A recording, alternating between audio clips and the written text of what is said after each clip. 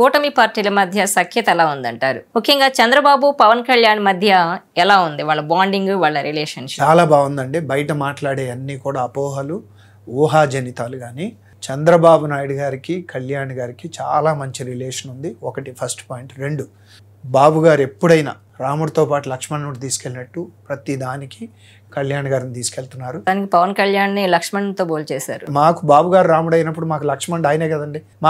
మాకు లోకేష్ అనే ఆయన మాకు రేపు పొద్దున రాబోయే రథసారథి ఆయన మాకు, మా పార్టీకి. ఇప్పటికే ఆల్రెడీ సీఎంగా ప్రాజెక్ట్ చేసేసారు కదా చాలా మంది, చాలా నాయకులు.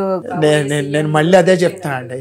99లో రామారావు గారు సెంట్రల్లో గవర్నమెంట్ ఫామ్ చేసినట్టు కాబోయే ప్రధానమంత్రి అన్నారు ఆంధ్రప్రదేశ్లో. 99లో బాబు గారు గవర్నమెంట్లు ఫామ్ చేసినప్పుడు మా కాబోయే దేశకీ నేత బాబు గారు అన్నారు. అది కామన్గా ఉంటుందండి రాజకీయాల్లో. మేము మా అభిమానం అది, మా నాయకుడి మీద మా అభిమానం అది. మా అభిమానాన్ని ఆ విధంగా చాటుకుంటాం. కానీ దాన్ని తప్పుగా చూడమాకండి, దాన్ని తప్పుగా చూడద్దు. కళ్యాణ్ గారు కూడా అదే అన్నాడు కదా, సీఎం అని అరుస్తున్నారు, సీఎంకి వెళ్ళాలంటే స్టెప్పులు ఎక్కాలి.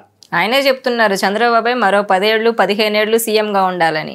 కానీ శ్రేణుల్లో మాత్రం ఉంటుందండి అది అభిమానం. సామాజిక వర్గంలో మాత్రం పవన్ కళ్యాణ్ సీఎం కావాలని అది అభిమానం అండి. కళ్యాణ్ గారి మీద ఉన్న అభిమానం అది. అభిమానంతో అంటారు, దాన్ని మనం సీరియస్గా తీసుకోవాల్సిన అవసరం లేదండి. బాబు గారు ఉన్నంతకాలం కూటమి ప్రభుత్వానికి ఆయనే సారథ్యం వహిస్తారు.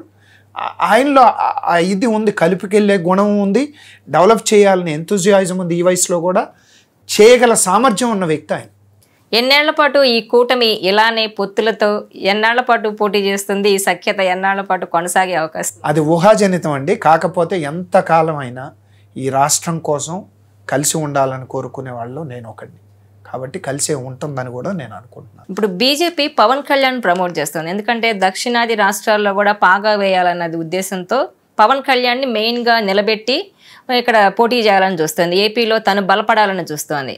ఇప్పుడు అలా పవన్ కళ్యాణ్ ముందు పెట్టి రాజకీయం చేస్తే టీడీపీకి థ్రెట్ అయ్యే అవకాశం ఉండదంటారా? ఇది కూడా కొంచెం ఊహాజనితమేనండి, మనకు తెలియదు. ఒక్కొక్క చోట వచ్చే న్యూస్ని బట్టి మీరు ఈ క్వశ్చన్ అడిగి ఉండొచ్చు.